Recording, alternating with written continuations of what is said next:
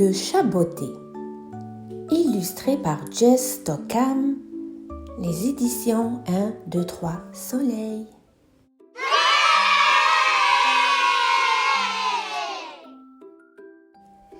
Il était une fois un pauvre meunier qui avait 3 fils.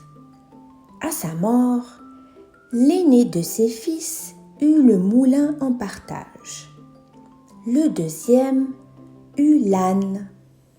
Quant au plus jeune, il n'hérita que du chat. Le troisième fils était bien triste. Comment un chat pourrait-il m'aider à gagner ma vie ? Se demandait-il. Celui-ci vint se frotter contre sa jambe. Je vais te surprendre, ronronna-t-il. Procure-moi seulement un grand sac et une paire de bottes. Étonné de l'entendre parler, le plus jeune frère alla emprunter à ses aînés ce que demandait l'animal.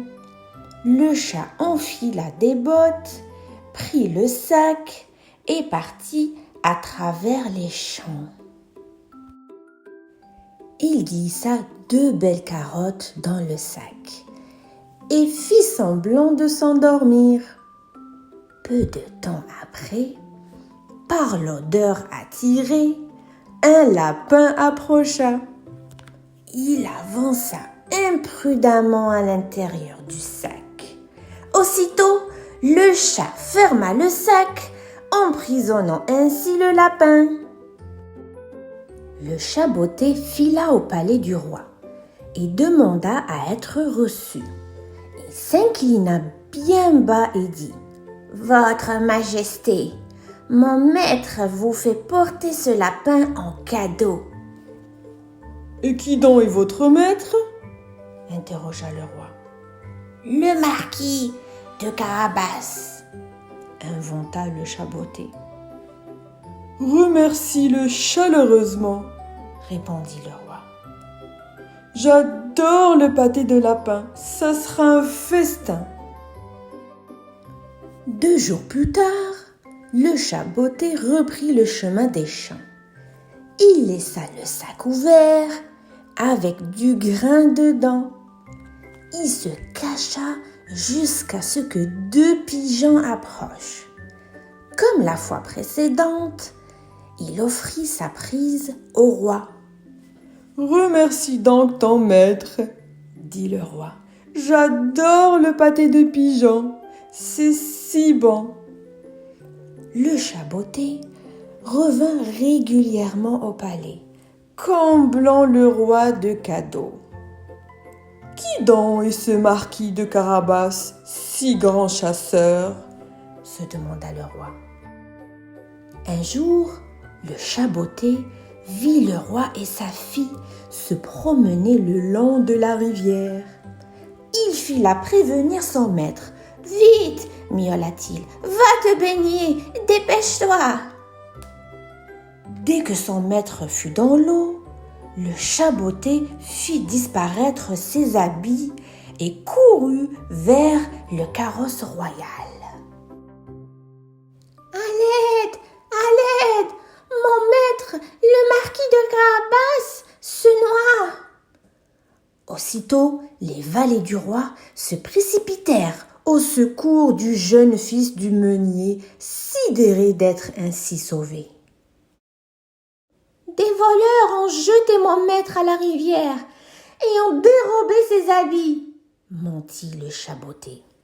« Ce n'est pas grave, » dit le roi. « Il y a tout ce qu'il faut à mon palais. » Il envoya un de ses serviteurs chercher un de ses plus somptueux costumes. « Nous faisons une petite promenade. Voulez-vous être des nôtres ?» proposa le roi. Surpris de tant d'amabilité, le jeune homme s'empressa tout de même d'accepter. Sans perdre un instant, le chat botté courut devant le carrosse.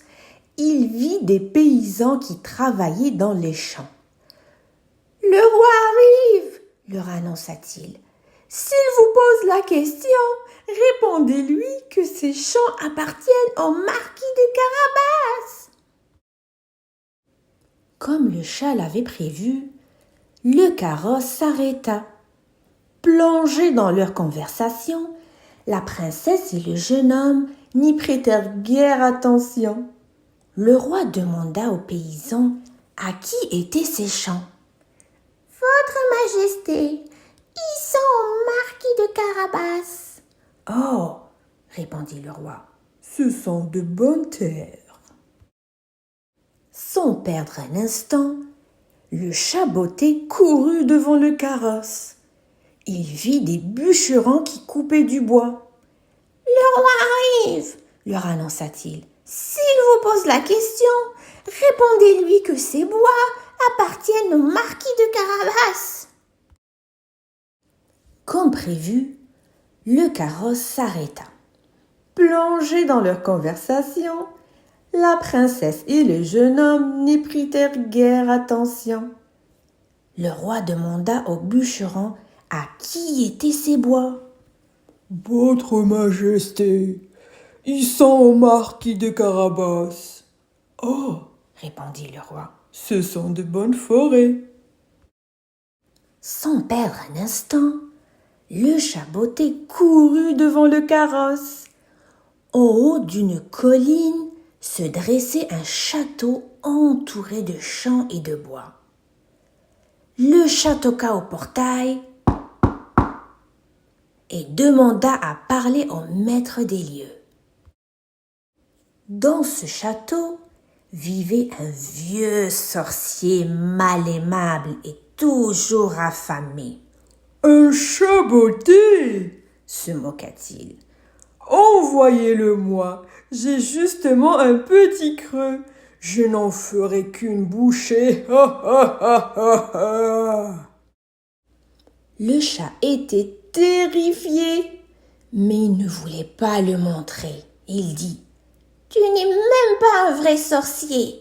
Pourrais-tu seulement te transformer en animal ?»« Évidemment.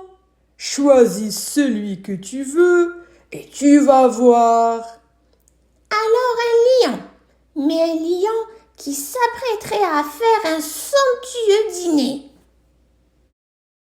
En un éclair, le sorcier devint un lion féroce.